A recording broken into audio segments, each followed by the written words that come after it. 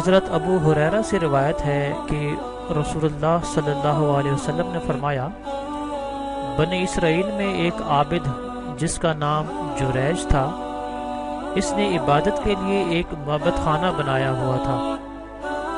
ایک دن وہ نماز پڑھ رہا تھا کہ اس کی والدہ نے آ کر اس کو آواز دی، اے جریج مجھ سے کلام کرو، مگر جریج نماز پڑھتا رہا اور دل ہی دل میں سوچا کہ اے اللہ، ایک طرف میری نماز اور دوسری طرف والدہ ہے، اب میں کیا کروں؟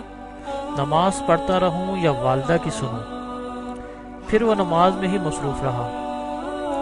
والدہ نے جب دیکھا کہ جریج نماز میں لگا ہے، میری طرف تو توجہ ہی نہیں کر رہا، تو وہ چلی گئی۔ جب دوسرا دن ہوا تو پھر آئی، اتفاق سے اب بھی وہی معاملہ بنا تو وہ لوٹ گئی۔ تیسرے دن بھی آئی تو اب بھی جریج کو نماز پڑھتے ہوئے پایا۔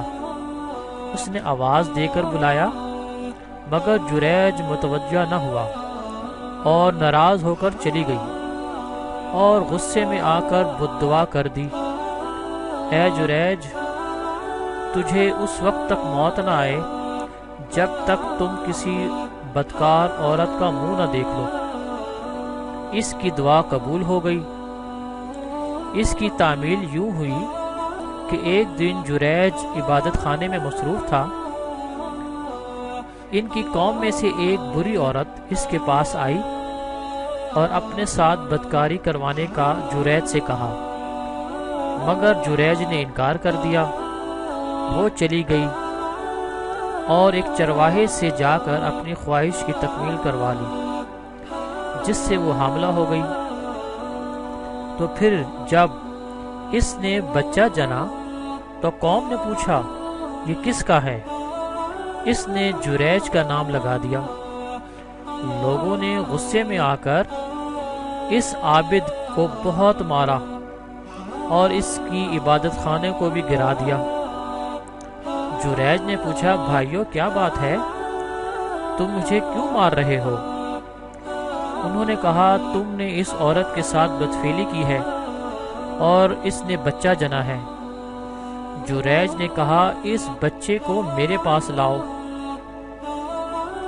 لوگ لے آئے۔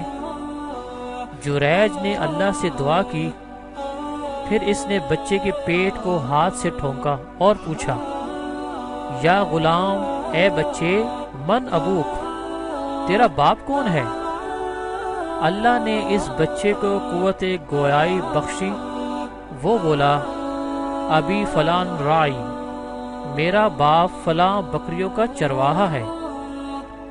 جریج کی یہ کرامت دیکھ کر لوگ بہت شرمندہ ہوئے اور جریج سے معافی مانگی۔ پھر دریافت کیا کہ اب بتاؤ، تمہارا معبد خانہ سونے کا یا چاندی کا بنا دیں؟ اس نے کہا، نہیں، بس مٹی کا ہی بنا دو۔ اس واقعے سے یہ سبق ملتا ہے کہ والدین کے ساتھ حسن سلوک کرنا چاہیے اور ان کی بد دعا سے ہمیشہ بچنا چاہیے۔